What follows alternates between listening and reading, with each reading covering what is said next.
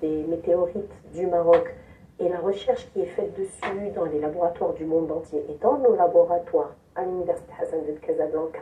Donc, ce genre de travaux, ben c'est une ouverture. Donc, comme il y en a eu beaucoup, mais c'est une ouverture. Et pourquoi pas, en fait, c'est comme ça que la science avance, quoi. Une ouverture en termes d'opportunités ou d'investissement ou de travail en collaboration avec d'autres institutions internationales. Dans quel sens ça peut être bénéfique pour le Maroc, justement? Alors, en ce qui concerne le Maroc, donc, nous mettons un focus sur les météorites du Maroc, donc au niveau de l'Université Hassan de Casablanca et avec Al-Tariq Foundation, pour faire la promotion de ces roches qui sont exceptionnelles en nombre, mais aussi en qualité, parce que nous avons énormément. La plupart des météorites rares, comme les météorites martiennes, lunaires, les angrites, etc., sont collectées sur le sol marocain. Et donc, justement, leur promotion, en fait, c'est une promotion du Maroc, parce qu'il ne s'agit pas uniquement de dire, bon, c'est une météorite collectée sur le sol marocain, parce que ça a été notre combat pour leur donner cette identité marocaine, mais aussi de faire de la recherche dans des revues spécialisées, dans des revues de renom, sur ces roches-là, pour justement leur donner encore plus de valeur par les universités marocaines et par les universités étrangères.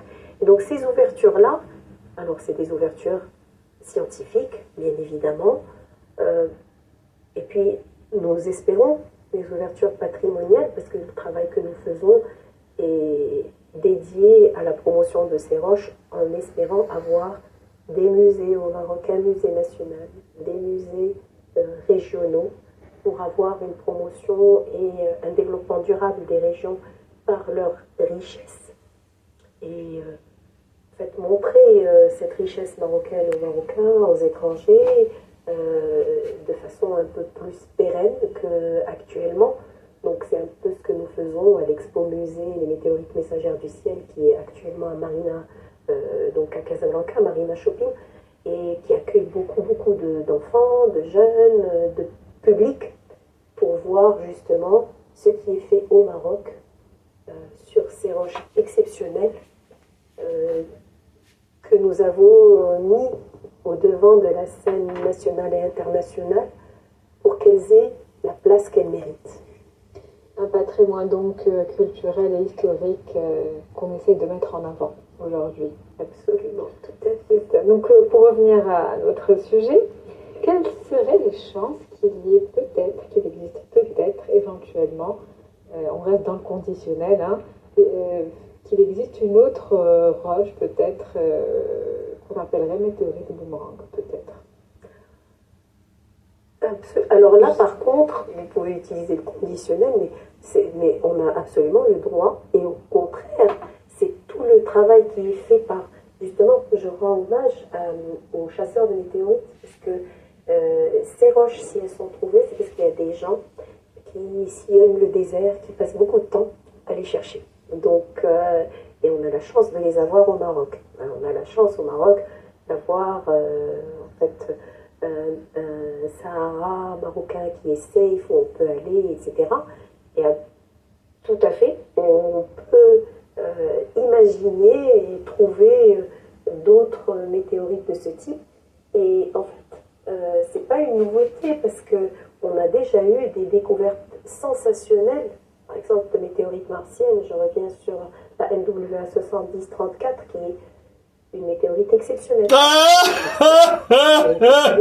le sol marocain dans la région de l'Obsbeita, et qui a bouleversé la connaissance de la planète Mars. Reviens à ta météorite. Donc, c'est pas une nouveauté. Et on continuera, Inch'Allah, à avoir des découvertes qui vont faire avancer les sciences dans la planétologie internationale et au Maroc, Inch'Allah. Merci beaucoup, Madame Hesna Chinaoui. On arrive déjà au terme de cet entretien. 20 minutes, ça passe très vite avec vous. Voilà, vous pouvez voir ce reportage directement sur la chaîne africaine. Donc cette dame fait hommage aux chercheurs de météorites. Et spécialement, elle a fait hommage aux chercheurs de météorites qui trouvent des météorites. Attendez, je vais vous montrer celle-là de près de 17 kilos. Vous avez bien entendu. Dès qu'on lui pose la question finale, elle parle d'une autre météorite d'un coup. Voilà. Cette dame a expliqué. Écoutez-moi bien. Ce que cette dame a expliqué, c'est que la météorite boomerang, elle n'a pas de condre, c'est-à-dire qu'elle n'a pas eu le temps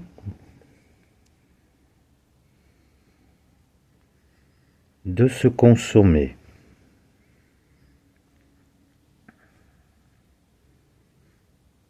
Voilà.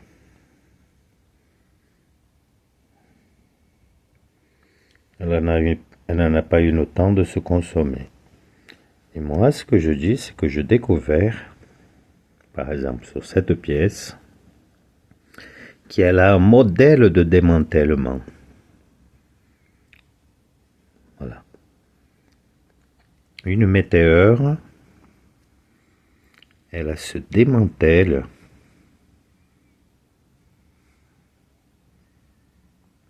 Elle a un mode de démantèlement incroyable. D'abord, elle devient liquide et après, elle se démantèle. Voilà. Et elle n'a pas eu le temps de brûler. Cette pièce que j'ai dans la main, elle est radioactive, c'est-à-dire qu'elle est environ... on m'appelle, restez là.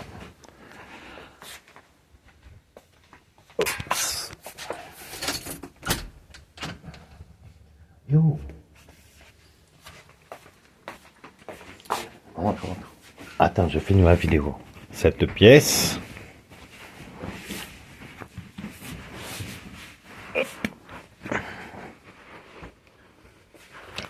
de 17 kilos, elle n'a pas eu le temps de se consommer dans les stratosphères. Elle a été attirée par les connaissances de l'homme, par la science partagée. Voilà. C'est encore un morceau que je présente depuis plusieurs années que je suis enquêteur sur l'affaire de Toulouse, AZF, et que j'ai des météorites qui ont participé à l'explosion de l'usine AZF le 21 septembre 2020, attirée par l'armée française, sans qu'elle la comprenne. Je veux expliquer un effet qui passe depuis plus de 10 000 ans devant les yeux sur Terre, je dirais tous les yeux sur Terre, sans que personne ne le comprenne. C'est pas difficile. C'est juste un miracle que j'ai ces pièces, et c'est un miracle que cette dame ne puisse pas comprendre ce qu'elle a dit et qui participe d'une machination. C'est une machination, cela. Elle a participé d'une machination. Lorsqu'elle explique qu'elle connaît bien la météorite boomerang depuis 2018, ça se voit qu'elle était forcée. Lorsqu'on lui pose la question s'il n'y en a pas d'autres morceaux, non, regardez, encore un là. J'en ai encore, j'ai dans d'autres endroits. Voilà. Lorsqu'elle explique, elle ment. Mais elle a dit la vérité. Effectivement, ce sont des morceaux radioactifs. Celui-ci est 20 fois plus radioactif que dans la nature. Voilà. Il y a des régions qui sont plus ou moins radioactives grâce à des chutes de météores qui ne sont pas vraiment connues. et qui sont faits pour ne pas toucher le sol. Pas comme c'est présenté. Voilà. Et c'est ce que j'explique que ces météorites ont participé de l'explosion de l'usine AZF sans que les scientifiques et les experts le comprennent. Parce que c'est en effet unique. La météorite Boomerang, elle est unique parce qu'elle a vécu dans une coupole exactement comme tous mes météorites. Et une seule chose, c'est qu'elle est déjà consommée, la météorite Boomerang. Elle est déjà consommée. Alors que j'ai des morceaux.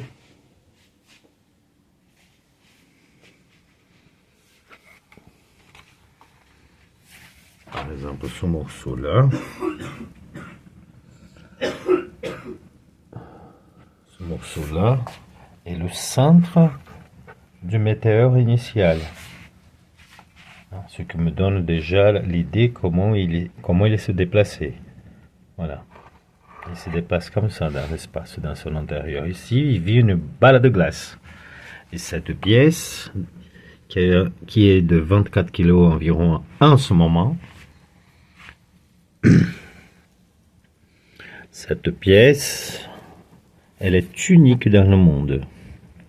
Elle n'a jamais touché le sol, elle n'a jamais touché de chaleur. Elle est encore en état spatial, naturel. Elle émet des ondes que je reconnais, je sens, je vis. Et que d'ailleurs, que m'a bien soigné d'une maladie héréditaire. Je vis très bien. Et elle n'a pas eu le temps même pas de toucher les parties qui ont touché justement la chaleur. Et selon moi, les météores, d'abord ils deviennent liquides avant de pouvoir se consommer pratiquement dans sa chute. Ce qui est connu par la science. Mais celui-là, il est attiré tellement vite. Heureusement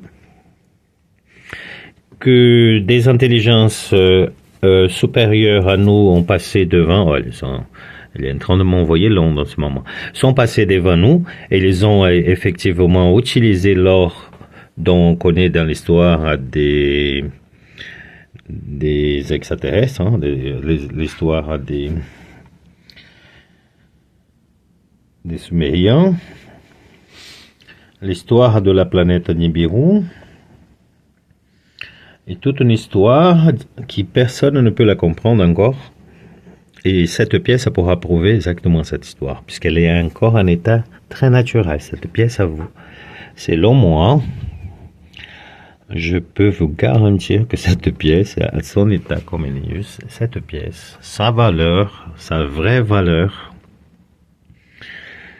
elle atteint, voilà, 1 quadrillion 500 millions 500 milliards 1 quadrillion 500 milliards d'euros. Voilà, c'est ça. 1 quadrillion 500 milliards d'euros.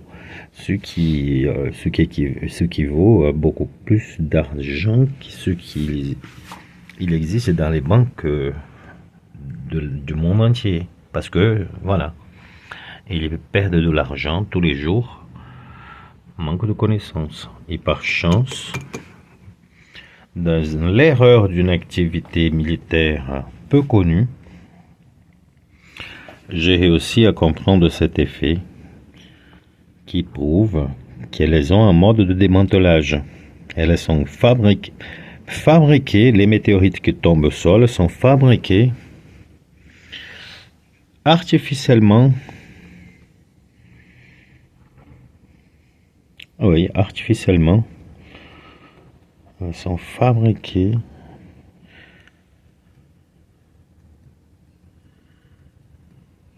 une deuxième fois pour devenir une planète. Et cette pièce en fait partie de la planète Nibiru. Voilà, elle a vécu dans une coupole, exactement comme explique cette dame, et qui intrigue. concernant sa vie dans une coupole. Selon elle, c'est une planète qui est partie toute seule et qui revient maintenant, environ 10 000 ans après, ce qui prouve le déluge, encore une fois, le même que j'explique. Ensuite, ce qu'elle ne sait pas, c'est que ce morceau et son morceau, il fait partie de mots qui ont touché justement, qui sont devenus liquides, alors qu'elle, elle a gardé ses qualités encore de pierre initiale. Voilà. C'est un bloc de diamant bien dense, naturel. Ça prouve vraiment beaucoup de choses. Et c'est une formule en fait. J'ai mis ceci pour pouvoir indiquer qu'il y a des projections de courant ici en continu, voilà, mais en forme de courant radio.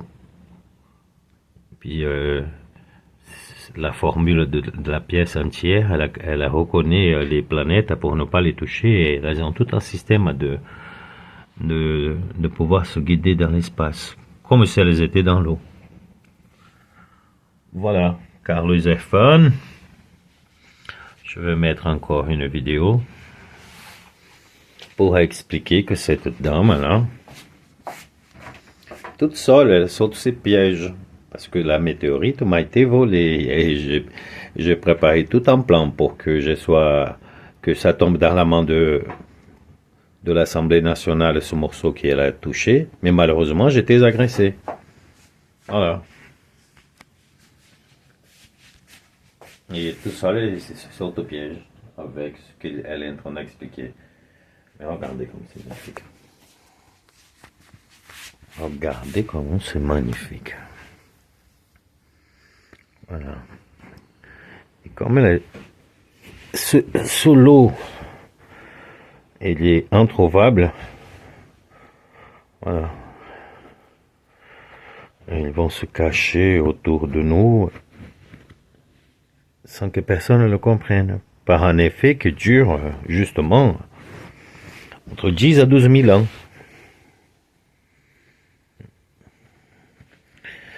Voilà. Et elles ont gardé leur état encore spatial. C'est la moins, parce qu'elle a déjà brûlé, comme la météorite dite boomerang, comme d'autres. Hein. Voilà. Et on nous explique une chose. Voilà. Elle s'auto-démantèle, vous voyez. Voilà. Elle va se chevaucher. Et après, ça devient des minéraux qu'on trouve sur le sol selon la région qu'elle tombe. Elle devient liquide d'abord, très chaude, et puis elle se démantèle petit à petit. Voilà. Sur internet, vous trouverez beaucoup de petits morceaux comme ça, mais juste cette partie-là, des petites parties comme ça. Voilà. Alors que là, j'ai carrément la tête de la bête.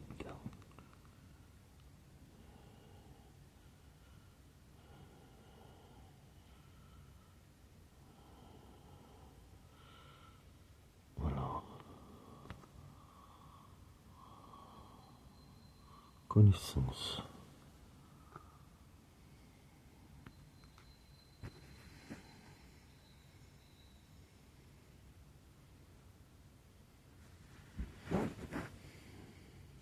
Voilà, là, elle se démantèle aussi. On peut l'observer qu'elle se démantèle. Voilà, elles ont un système de démantèlement naturel. Et si vous voulez apprendre sur ce système, il faut y aller vers mes sites de vente, me chercher sur internet, hein, parce que je vis une situation bloquée, vous voyez. Là aussi, elle se démantèle, vous voyez. Et après, elle repart comme ça. Et après, elle croise. Ouais. Voilà, miraculeusement, j'ai trouvé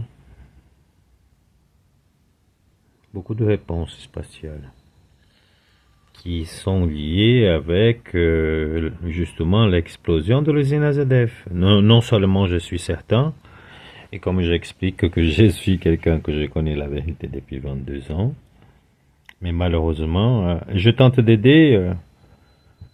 Il faut que la vérité sorte de la France. J'ai toujours dit, hein, parce que le monde ne va pas pardonner aux mensonges. Beaucoup de personnes se sont vendues pour pas grand-chose en croyant qu'elles étaient dans la bonne voie.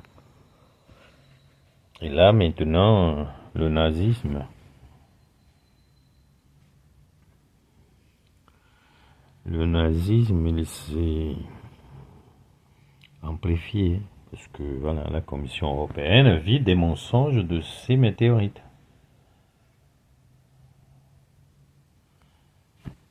Voilà, il y a un grand mensonge derrière. Elle dirait ici 2 extraterrestres, ici, regardez. Avec des vêtements, on dirait Alpha, regarde. Regarde ici, c'est pas Alpha. Ouais, je vais vous dessiner Alpha. Vous voyez Alpha? Est-ce que quelqu'un arrive à voir Alpha? Regardez la tête de Alpha. Hein? Qu'est-ce que vous? Alpha, têtu. Voilà, voilà.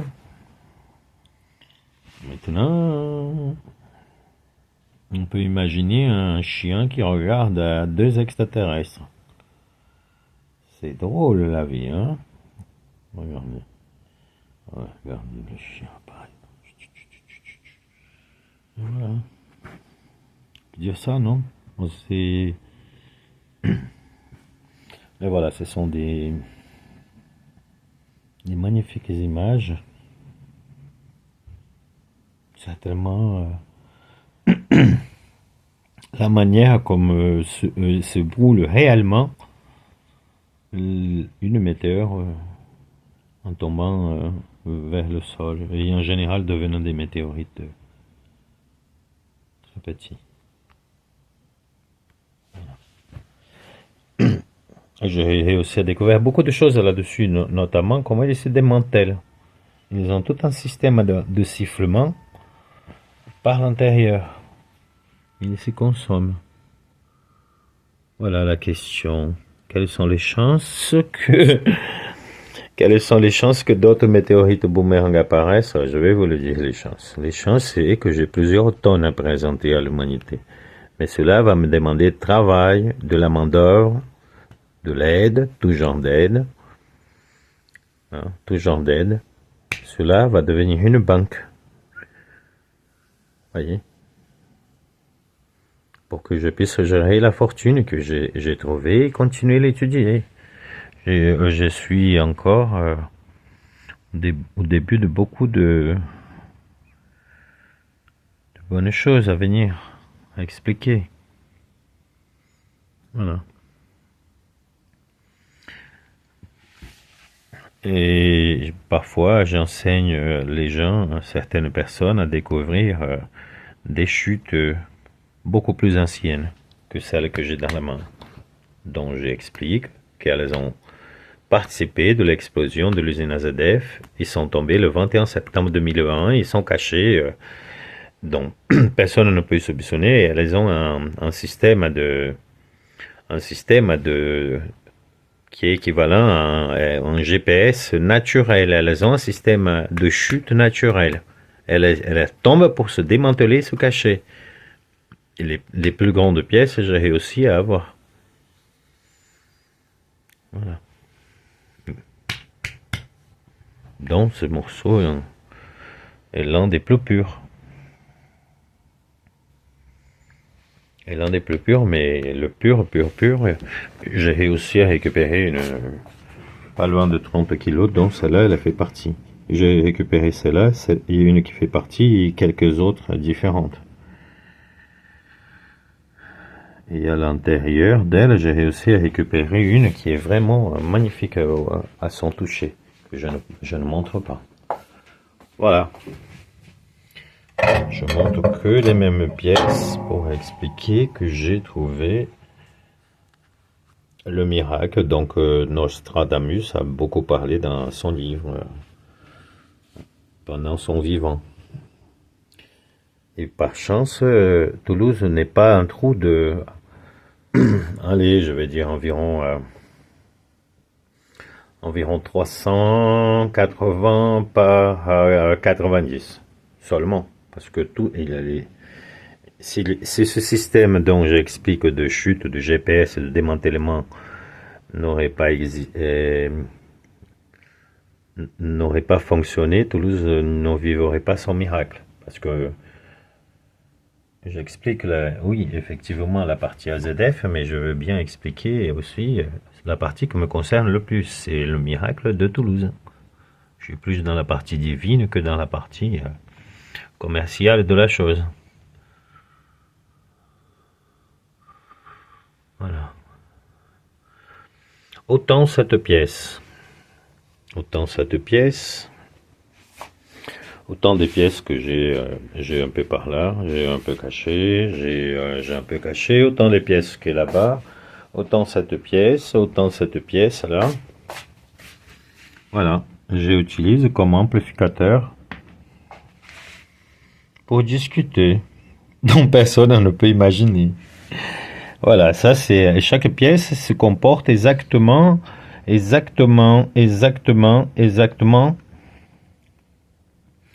comme un astre dans l'espace. Voilà. C'est-à-dire, ces pièces, elles se communiquent. Toutes ces pièces, elles sont en communication. Et elles sont jusqu'en amplificateur. Elles se transforment en amplificateur. Je vis autour d'un amplificateur extraterrestre. Voilà, ce sont des choses que j'ai appris quand j'étais petit. Dans un autre plan, dont je reconnais l'usage. Oh, j'ai une vie un peu comme Séti. Il y a une dame dans le monde qui s'appelait Séti, elle a trouvé les pyramides, elle connaissait tout, elle savait tout, elle reconnaissait tout. Je suis juste en train d'expliquer que moi aussi, je suis comme ça aussi, je la connais très bien, Séti.